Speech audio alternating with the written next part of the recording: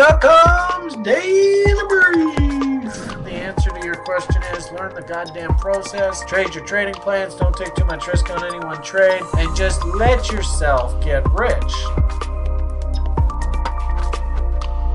Hello, everyone. Happy Monday morning, TGIM, and all that. 4th of December. Actually, I can feel, man, there's a wicked chill in the air. Didn't really, not feeling overly camera ready, I guess, today. Just sometimes you just don't feel it. So I asked Chris if maybe we could just go without camera today. I don't know whether it makes a difference. Maybe post a comment or something and let us know whether seeing Brian on air makes any difference, or whether maybe we should just do it without camera going forward. Probably would make life a little easier. Anyway, happy Monday morning. As you can see, stocks kind of working their way up after a very, very long run here, just one directional on the S&P 500. And really, even the comments that I'm seeing from a number of people on social media and stuff are like, this has been a little bit crazy. We've just been going like straight line up here. And I suppose you could argue that Bitcoin also doing sort of the same thing. And actually, I noticed a couple sort of headlines first thing this morning when I sort of get my day going. I don't know, there was something in the air today, but just didn't really feel sort of like with it today. Chris and I took an opening range trade in crude. Actually, Chris taking a whole bunch of opening range trades. He's such a boss. I primarily just do the crude because it's so fucking early in the morning to get up and do gold. And I don't really like trading the opening range on the stock market. It doesn't really sit well with me. So anyway, the news headlines here this morning: gold hits a new record high. And then we also had headlines: Bitcoin rallies to 20-month high. So if anything, when you start actually seeing that the public is talking about these markets, that's usually a warning.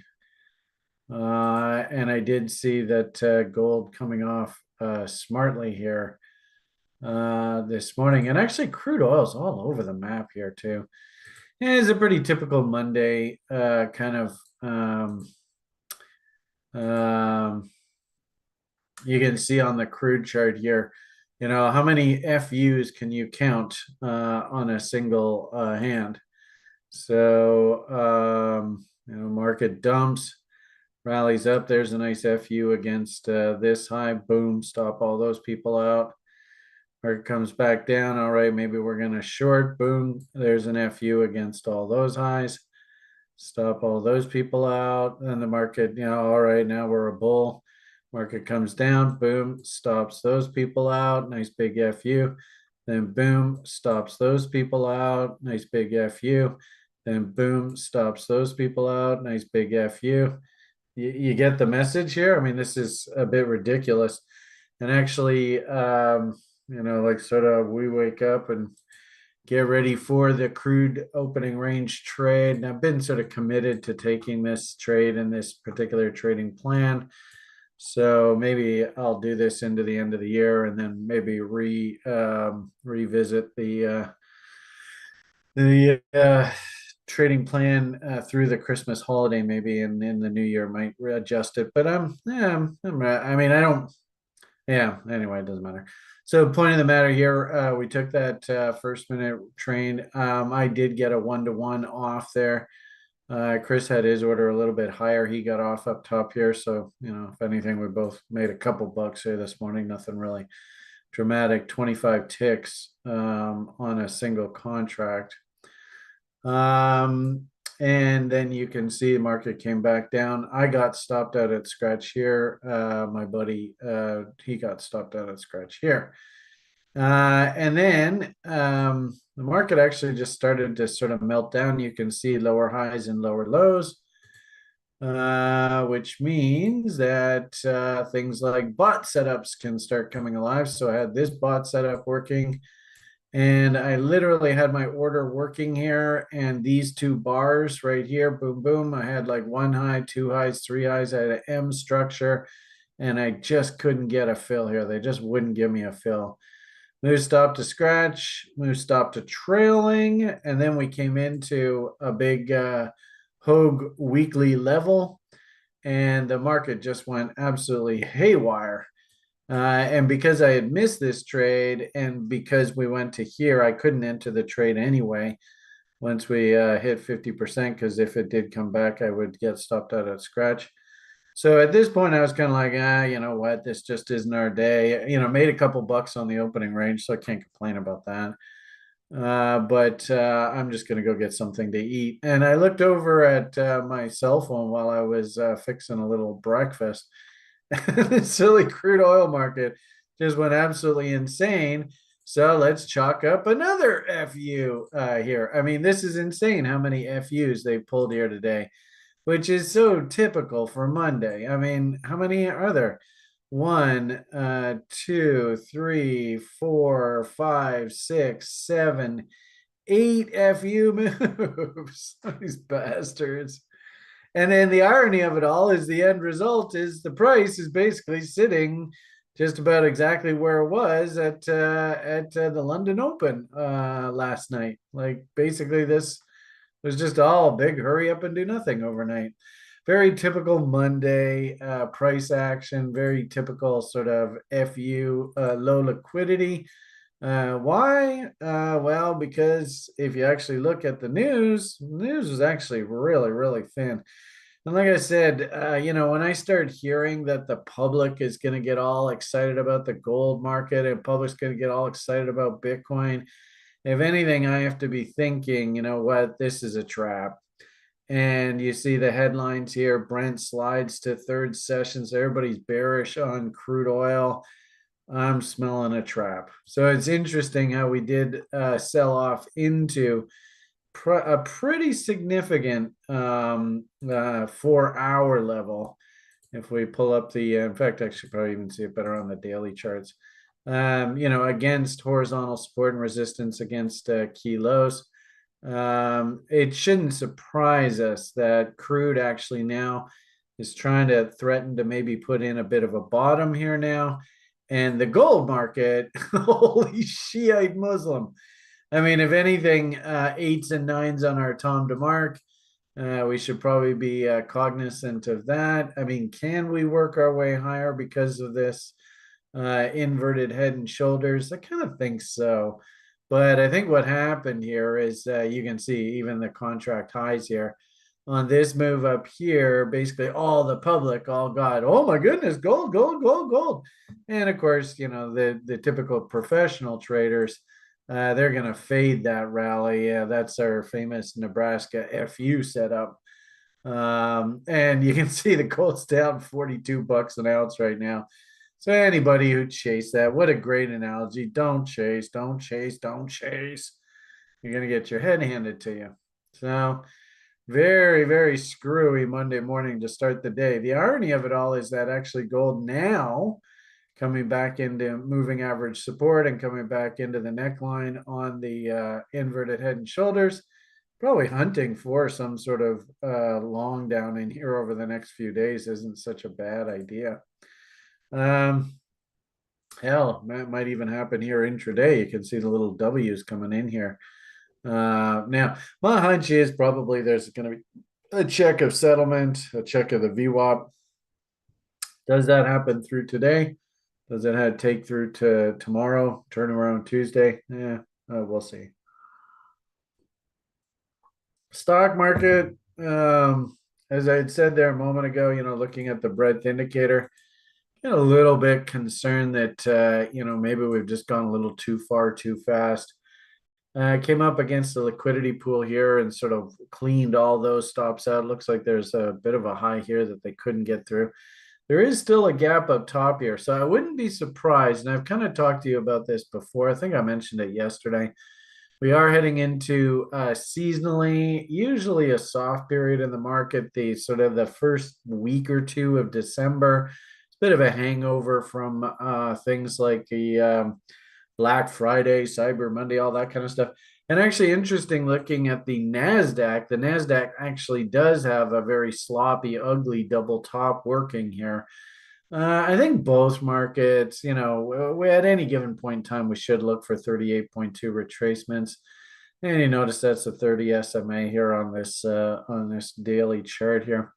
So, ironically enough, the strongest of all these markets appears to be good old Dow, brick and mortar, I suppose. But it also too, and I suppose you could make the argument, well, Dow stock market's at new highs, kind of like the gold you saw there. So not a big surprise. You're probably going to see some pros come in here and fade this rally peak up here. I don't think I have enough. It'd be interesting to see whether we have bear divs and stuff starting to form. You can see Willie's like stupidly stupid. No real bear divs yet in the momentum indicators themselves. So, maybe this takes a few sessions, maybe even through the week to form some sort of top there. But you can see that stock market land looking a little heavy here. And actually on the ES, you can see actually Willie, very wide div there. RSI looks like it's got a big dib working from like way back here. So the stocks are looking awfully toppy here. Pretty dangerous. Also, too, geez, Hoag's levels. I even went into the Top Step community and I said, for $50 a month, could you make $50 trading a crude oil contract, even like micro contracts, off of just taking one of Hoag's levels? I mean, we all know because, of course, you're all veteran traders now. There's a nice little inside bar, railroad tracks. I went and got my breakfast. I was like, I'll get a tune out, but goddamn, that would have been a hell of a trade. On the big boys, that's like $2 a barrel. That's $2,000.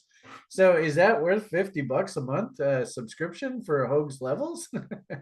Nice little W there on Williams percentage R and on the volume, although that was a little bit later on. But nonetheless, I mean, wow. And then I just was glancing over it. I don't know whether I haven't updated these levels yet. You can see that's last week's levels, but what a rejection off of that level there on Friday. I mean, these Hogue levels are just they're just incredible. Anyway, so the point here is very screwy start to the week. I mean, just a bazillion different stop runs. I think a huge trap was laid in the gold market first thing this morning. And it looks to me like the stock market's getting awfully tired here. So I suppose, what's driving all this? The interesting thing is there's not a hell of a lot of news coming out today. The news in particular is there was only one sort of econ that came out, and it was for the States, and that was factory orders came in much less than expected. So market was looking for a contraction anyway. Previous report was actually an increase of 2.3%, and it actually came in down 3.6%. And what's interesting about this is actually, they always say, well, you want to exclude the volatile transportation sector, because people come out with like orders for like 10 Boeing jets, and that skews everything. But it was interesting. The transport sector led the decline with orders for non-defense aircraft and parts down almost 50%.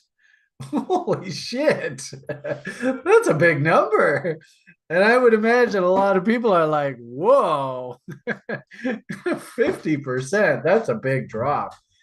So put it all together. I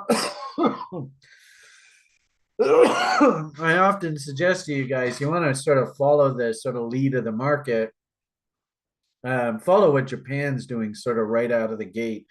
And Japan's been down basically, triple digits here for most of the session here. So on balance, it doesn't surprise me to see that the U.S. market is also sort of heading in that same direction too. So Yeah, that's going to be a eye-catching number. The problem with this, though, is that a lot of this doesn't really have to do with spurning economic activity. What the Fed really needs to do is, kill this inflation push. Yes, inflation rates are coming back down. Stupid politicians are taking credit for it and actually saying publicly inflation is dead and the Fed should start cutting interest rates and stuff like that. But Jerry on Friday was like, it's going to take an iceberg of deflationary data prints for me to actually change my mind about where interest rates are right now. So, yes, the economy is contracting, but we've talked lots about this. Housing market on the West Coast, no signs of quit. I showed you yesterday in that broiler chickens video how the M2 money supply is contracting, but house prices are basically at new highs. And the CPI print for residential rentals, sort of like what all the Joe Sixpack public has to suffer through. It's running at like 7-8% annualized rate. So there's no way you can cut rates in the face of that. So we have this sort of, and you know what I think this is this is more of that K-shaped economy concept where you're going to have sort of one part of the economy head one direction and another part of the economy, all the working schlubs and all the Joe Sixpacks, the sort of brick and mortars of the world, heading in a completely opposite direction. And chip out, Jerry, whatever that you want to call them, they're hell bent on breaking this housing market inflation. What does that do to the rest of the economy? Yeah, it's going to be tough to see. The fact that Bitcoin's rallying and gold is rallying and stuff like that means that the market is quite concerned about inflationary pressures. So I think the market still thinks that inflation is a concern. And I think as I've shown you in like these charts, there's no tops here in these interest rate and inflation expectation charts yet. Yes, it is a V top, but we need to see an M for us to actually believe that this inflation problem is dead. And if the Fed goes and just says, okay, fine, we'll cut rates, and hey, the politicians say that the war on inflation is won, so they must be right. This thing's just going to take off like a rocket here. And one of the big drivers of inflation, of course, is food and energy. And I think a big reason why the sort of talk of late has been that inflation has been beaten is because the energy market, of course, has this big fat M in place and it's working its way lower. And as I said, interestingly enough, we're now coming back down into technical support.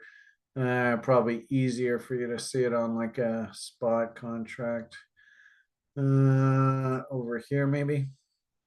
There we go. So we're now finally coming into support here.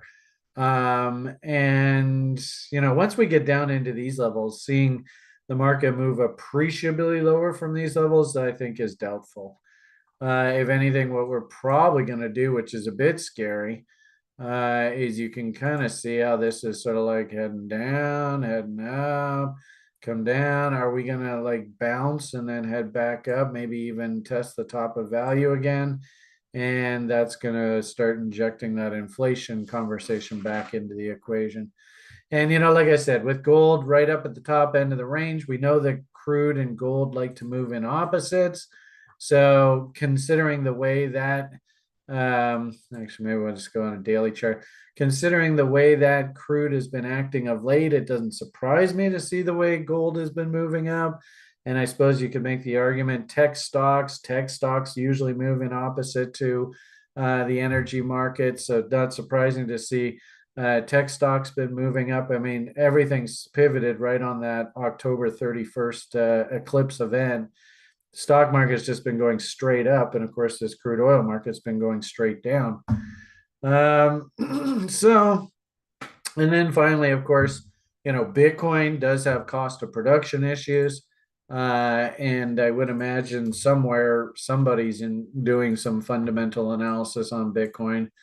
And it's been running up here of late, probably on one of the sort of reasons is, the actual profit margins for Bitcoin and stuff are starting to expand with energy prices collapsing. So, and that's, obviously bullish of the space. Buy Bitcoin, you're going to be millionaire, right? So anyway, put it all together. I just wonder whether, we're closer to the end of this move, which means we're probably closer to some sort of top in gold and things like Bitcoin. So finish off the conversation. We'll take a quick boo at the old corn. We've been talking about these weekly levels, and I even just said yesterday, there's no point in really looking at the lower time frame charts until we actually satisfy things like 50% level.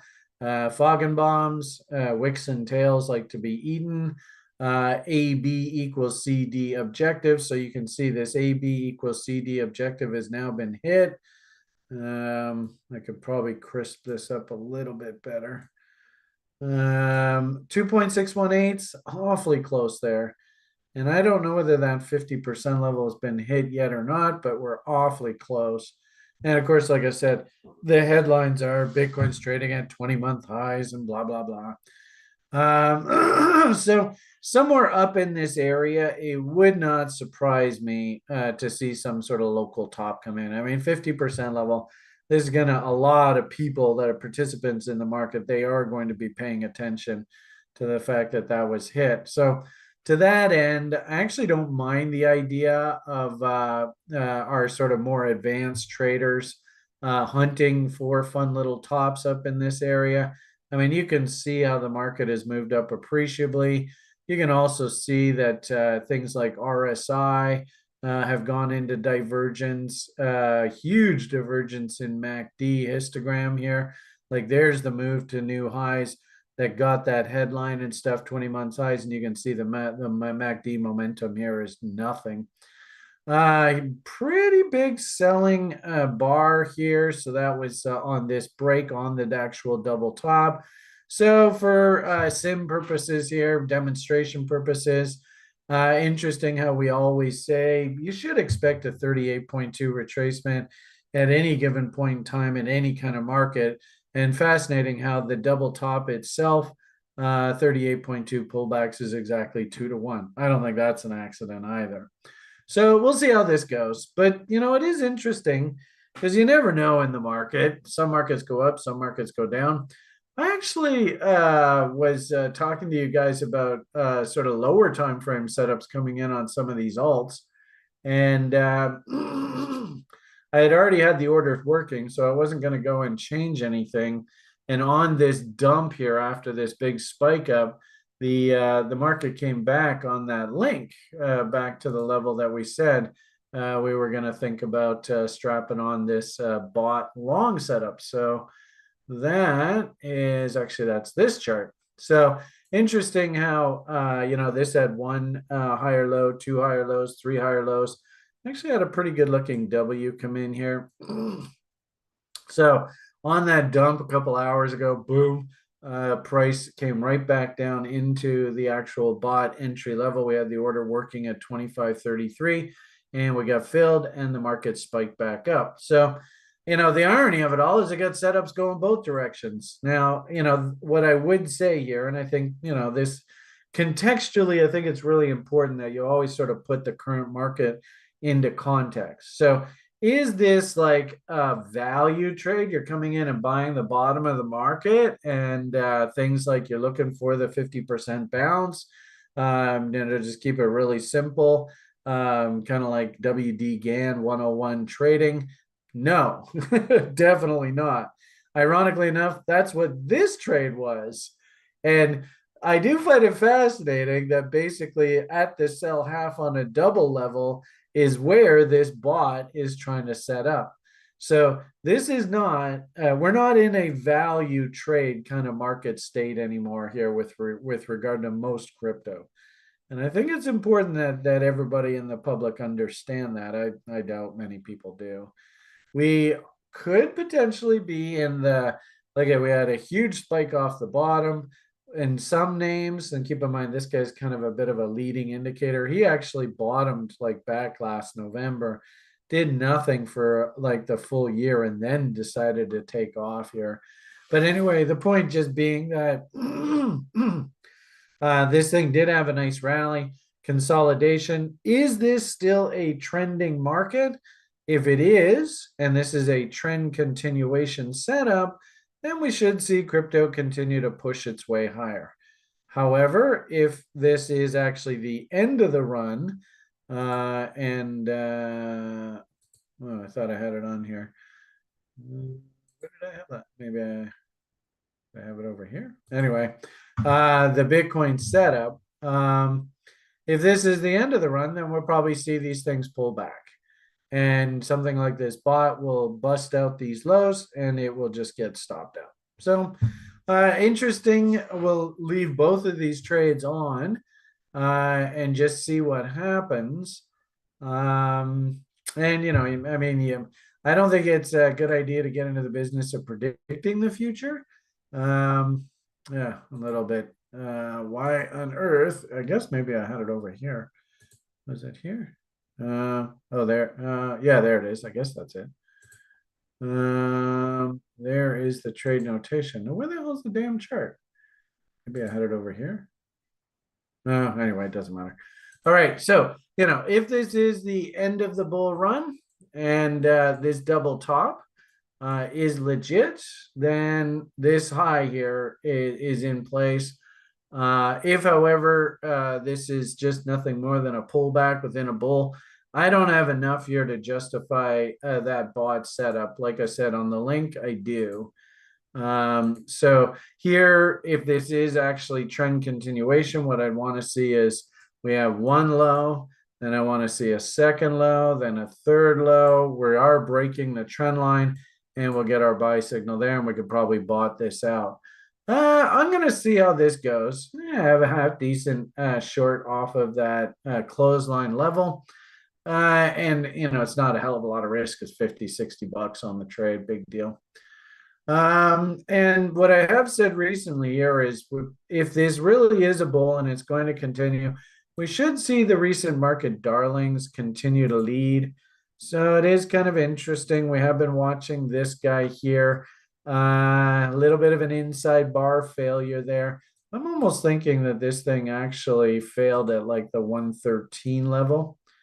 Oh, yeah. Oh no, 137. So I guess that was like 127, like that kind of level there. I don't know whether that's a valid harmonic or not. Stephen, if you're watching, maybe you can chime in on that. Remember, see, these are some of the market darlings that have been just ripping higher here lately. You can see Route, he's actually starting to show a bit of weakness here. And RNDR, we have been watching this guy. He broke out to new highs here. Is that a sell signal unto itself? Not really. But at the same time too, let's watch and see if this actually tops out. But you know, there are some bright spots in crypto, like Zugi's FXS, you know, made another new high here today. So he's looking pretty uppy. I suppose Allen's catching a bit of a bid here. Yeah, it looks like it's a mixed bag. You know, there's some up, some down. You know, actually, this is another sort of RNDR kind of play. AI, I think this Ocean is. He's breaking the new highs here. So there are some bright spots within the space. And then, you know, just because I'm a guy who eats his own cooking, at least tries to as much as possible, I did say that I was interested in this little guy here because he did put in these W's. I went and looked at the actual project. It looks like it's basically mothballed right now. They did do a report out in September, updating what they're doing, but I didn't see anything that was sort of like, oh my God, these guys are about to launch. So it doesn't surprise me that this guy's sort of just sitting down here at the bottom end of his range. But nonetheless, you know, I'm a cheap ass. I like to buy cheap stuff.